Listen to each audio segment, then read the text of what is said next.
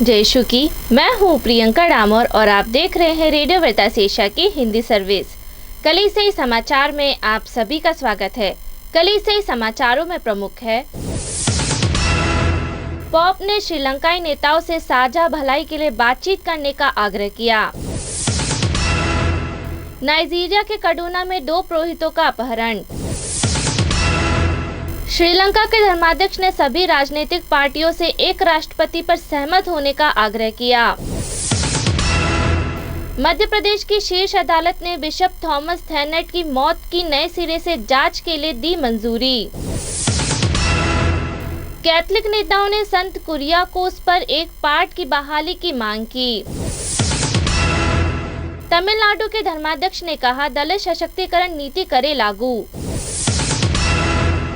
ईसाइयों ने उपराष्ट्रपति पद की उम्मीदवार के रूप में अल्वा के नामांकन का स्वागत किया। हरित पर्यावरण को बढ़ावा दे रहा है उड़ीसा का बेरहामपुरम धर्म प्रांत। मणिपुर के पहले धर्म प्रांतीय पुरोहित का निधन। अरुणाचल प्रदेश में एक उपखंड ने होटल को बीफ साइन बोर्ड को हटाने का अपना आदेश वापस लिया। रेडियो वेरितास एशिया आपके लिए लेकर आए हैं RVA mobile app. RVA mobile app पर हमारे विभिन्न प्रकार के कार्यक्रमों का लाभ लें, हमसे जुड़े और एशियाई ईसाईयत की आवाज का हिस्सा बने। आज ही ऐप स्टोर एवं प्ले स्टोर से RVA मोबाइल ऐप डाउनलोड करें। अब जानते हैं समाचार विस्तार से। पोप फ्रांसिस ने श्रीलंकाई नेताओं से साझा भलाई के लिए बातचीत करने का आग्रह किया। पोप फ्रांसिस ने श्रीलंका के लोगों के साथ अपनी निकटता को दोहराया है, जहां एक विनाशकारी आर्थिक संकट ने राष्ट्र को अपनी चपेट में ले लिया है और राष्ट्रपति को पद से हटा दिया है। पोप ने श्रीलंका के लोगों के प्रति अपनी निकटता व्यक्त करते हुए उन्हें प्रार्थना में शामिल होने का आश्वासन दिया। 17 जुलाई को संडे एंजलुस के दौरान बोलते हुए उन्होंने भ्रष्टाचार और आर्थिक कुप्रबंधन के निहित संकट का समाधान खोजने में लगे सभी दलों से अपील की, जिसने लोगों को बुनियादी जरूरतों और आजीविका से वंचित कर दिया और एक लोकप्रिय विद्रोह का नेतृत्व किया। मैं सभी पक्षों से वर्तमान संकट को शांतिपूर्ण समाधान खोजने का आग्रह करता हूं, विशेष रूप से सभी के अधिकारों का सम्मान करते हुए सबसे गरीब लोगों के पक्ष में। पोप ने यह भी कहा, वे देश के धार्मिक नेताओं के साथ हर किसी के किसी भी प्रकार की हिंसा से बचने और आम अच्छे के लिए बातचीत करने की प्रक्रिया शुरू करने के लिए आग्रह करते हैं। नाइजीरिया के कड़ूना में 2 पुरोहितों का अपहरण। नाइजीरिया के कड़ूना राज्य में विभिन्न पल्लियों के बीच यात्रा कर रहे 2 कैथलिक पुरोहितों का अपहरण शुक्रवार को हुआ। कड़ूना के कफनचंद धर्म प्रांत के चांसलर ने उनके शीघ्र एवं सफल रिहाई के लिए प्रार्थना करने की मांग की है। नाइजीरिया के कफनचंद धर्म प्रांत ने 15 जुलाई को जानकारी दी कि फादर जॉन मार्क चेतनुम और फादर दोनातोस क्लियोपस का अपहरण हो गया है। श्रीलंका के धर्माध्यक्षों ने सभी राजनीतिक पार्टियों से एक राष्ट्रपति पर सहमत होने का आग्रह किया। श्रीलंका के कैथलिक धर्माध्यक्षों ने राजनेताओं से अपने मतभेदों को दूर करने और एक राष्ट्रपति और एक प्रधानमंत्री पर सहमत होने का आग्रह किया है, जो लोगों का विश्वास अर्जित कर सकता है। श्रीलंका के कैथलिक धर्माध्यक्ष सम्मेलन ने एक बयान जारी कर कहा है कि वे सभी सांसदों को राजनीतिक मतभेदों और एजेंडा को अलग रखने और इस समय एक अंतरिम राष्ट्रपति और प्रधानमंत्री नियुक्त करने के लिए एक समझौते पर आने के लिए कह रहा है, जो ईमानदार हो और सभी का विश्वास जीत सकता है। धर्माध्यक्षों ने कहा, अन्यथा स्थिति और खराब हो जाएगी और लोगों का राजनेताओं से विश्वास उठ जाएगा। मध्य प्रदेश की शीर्ष अदालत ने बिशप थॉमस थैनेट की मौत की नए सिरे से जांच के लिए दी मंजूरी। मध्य प्रदेश की उच्च अदालत ने एक सड़क दुर्घटना में मारे गए कैथलिक बिशप की बहन को यह पता लगाने के लिए नए सिरे से जांच करने की अनुमति दी है कि क्या उसकी मौत में बेईमानी शामिल थी, जैसा कि संदेह है। क्लैरम्मा कॉन्स्टेंटिन के मध्य प्रदेश को उच्च न्यायालय से निचली अदालत का दरवाजा खटखटाने के लिए कहा था।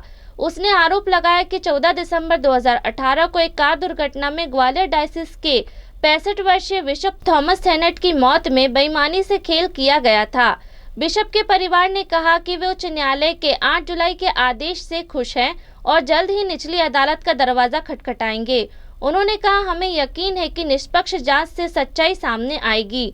हमें न्याय मिलेगा। दावा किया गया है कि दुर्घटना के समय बिशप थैनेट के साथ कार में चालक सहित 3 अन्य थे, लेकिन उनमें से किसी को भी मामूली खरोच तक नहीं आई और घटना के बारे में उनके बयान विरोधाभासी थे। कैथलिक नेताओं ने संत कुरियाकोस पर एक पाठ की बहाली की मांग की। कैथलिक नेताओं ने संत कुरियाकोस एलियास चावरा पर एक पाठ की बहाली की मांग की है, जिन्होंने 19वीं शताब्दी के दौरान दक्षिण भारतीय राज्य केरल में स्कूल पाठ्यक्रम में सामाजिक सुधार शुरू किया था। राज्य की कम्युनिस्ट सरकार ने कक्षा 10वीं और 12वीं के लिए सामाजिक विज्ञान की पाठ्य पुस्तकों में से संत का संक्षिप्त उल्लेख करते हुए पाठ छोड़ने के अपने निर्णय को सही ठहराया। केरल के कैथलिक बिशप काउंसिल के प्रवक्ता फादर जेकब जी पलकपल्ली ने कहा, यह शिक्षा के माध्यम से केरल के जातिग्रस्त समाज में सुधार में संत चावरा के योगदान को नजरअंदाज करने का एक जानबूझकर प्रयास है। फादर ने 12 जुलाई को बताया, हम सरकार से अपील करते हैं कि उनका नाम शामिल किया जाए ताकि छात्र सही इतिहास सीख सकें। तमिलनाडु के धर्माध्यक्षों ने कहा, दलित सशक्तिकरण नीति करे लागू। दलित क्रिश्चियन लिबरेशन मूवमेंट ने दक्षिण भारतीय राज्य तमिलनाडु में कैथलिक बिशपों से अपने समुदाय को सशक्त बनाने के लिए चर्च की नीति को लागू करने का आग्रह किया है। धर्माध्यक्षों के लिए विश्वव्यापी आंदोलन के खुले पत्र ने तमिलनाडु बिशप काउंसिल के 10 सूत्रीय सशक्तिकरण कार्यक्रम और प्रमुख वरिष्ठों के संघ धार्मिक भारत सम्मेलन की राज्य इकाई के 8 सूत्रीय कार्यक्रमों को याद किया। उन्होंने उन्हें भारत के कैथलिक बिशप सम्मेलन की 2016 की दलित अधिकारिता नीति की भी याद दिलाई। 11 जुलाई के पत्र ने तमिलनाडु के खाली धर्म प्रांत के समुदाय से बिशप नियुक्ति करने की अपनी मांग को दोहराया। उन्होंने धर्माध्यक्षों से दलित ईसाइयों के संबंध में अपने संकल्पों को आंदोलनों के साथ साझा करने का भी अनुरोध किया। यदि बिशप विफल होते हैं तो आंदोलन और धरना प्रदर्शन शुरू करेगा। ईसाइयों ने उपराष्ट्रपति पद के उम्मीदवार के रूप में अल्वा के नामांकन का स्वागत किया। चर्च के कुछ नेताओं ने कांग्रेस के दिग्गज नेता मार्गरेट अल्वा को भारत के विपक्षी दलों के द्वारा उपराष्ट्रपति पद के उम्मीदवार के रूप में नामित किए जाने की सराहना की है। कर्नाटक क्षेत्रीय कैथलिक बिशप काउंसिल के प्रवक्ता फादर फास्टिन लोबो ने कहा, यह निश्चित रूप से भारत में अल्पसंख्यक ईसाई समुदाय के लिए एक विशेष अधिकार है, क्योंकि यह पहली बार है जब किसी ईसाई नेता को उपराष्ट्रपति पद के लिए प्रस्तावित किया गया है। 80 वर्षीय अल्वा के नाम की घोषणा 17 विपक्षी दलों के सर्वसम्मति से 17 जुलाई को नई दिल्ली में बैठक के बाद की थी। हरित पर्यावरण को बढ़ावा दे रहा है उड़ीसा का बेरहामपुरम धर्म प्रांत। पूर्वी भारत राज्य उड़ीसा में बेरहामपुरम के धर्म प्रांत ने पर्यावरण के मुद्दों को गंभीरता से लेने का संकल्प लिया है। अनुग्रह पीठों मोहना में इसका सामान्य केंद्र पर्यावरण को संरक्षित करने के लिए कई पड़ावों की घोषणा करने के लिए वानाव महोत्सव के उत्सव का उपयोग करता था। मोहना डीनरी के विभिन्न पल्लियों के 150 से अधिक लोग दिन का पालन करने के लिए लाइट सेंटर में आते थे। केंद्र अपने परिसर में पेड़ पौधे लगाने के अलावा प्लास्टिक का उपयोग मना करना, कम करना और पुनः उपयोग करने की नीति के तहत बंद कर देगा। केंद्र बैनर और फ्लेक्स बोर्ड का उपयोग नहीं करेगा, बल्कि कपड़े, जूट या धागों से बने कैरी बैग को अपनाएगा। भोजन की बर्बादी को कम करने और डिस्पोजल प्लेट और कप पर भोजन परोसने से बचने का प्रयास करेगा। पानी के लिए प्लास्टिक की बोतल का इस्तेमाल नहीं करेगा। लोग कपड़े के झंडे, प्राकृतिक सामग्री जैसे पत्ते और फूल, सजावट के लिए डिजाइनर बैनर और मॉड्यूल में सजावटी सामग्री का उपयोग करेंगे ताकि उनका पुनः उपयोग किया जा सके। मणिपुर के पहले धर्म प्रांतीय पुरोहित का निधन। मणिपुर में नियुक्त होने वाले पहले धर्म प्रांतीय पुरोहित मोनसिग्नोर जोसेफ काचिरामट्टम का 16 जुलाई को बुढ़ापे से संबंधित बीमारियों के कारण निधन हो गया। वे 96 वर्ष के थे।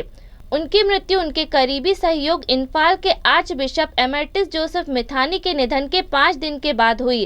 अंतिम संस्कार 18 जुलाई को गिरजाघर में होगा। उन्होंने 60 वर्षों से मणिपुर में रह रहे लोगों की सेवा की। अरुणाचल प्रदेश में एक उपखंड ने होटल को बीफ साइन बोर्ड को हटाने का अपना आदेश वापस लिया।